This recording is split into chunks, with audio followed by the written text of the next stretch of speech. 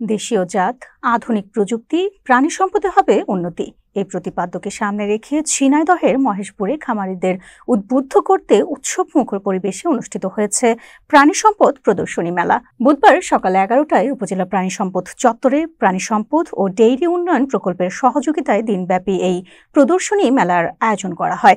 অনুষ্ঠানে সভাপতিত্ব করেন উপজেলা নির্বাহী অফিসার খাদিজা আক্তার। স্বাগত বক্তব্য রাখেন উপজেলা প্রাণী সম্পদ কর্মকর্তা ডক্টর নূর আলম।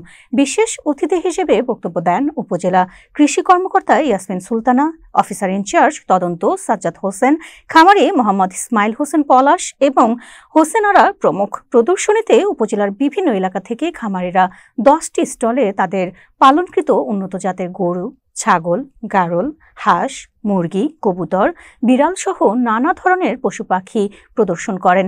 সকাল থেকেই সাধারণ মানুষের ব্যাপক উপস্থিতিতে মেলা প্রাঙ্গণ ছিল মুখরিত।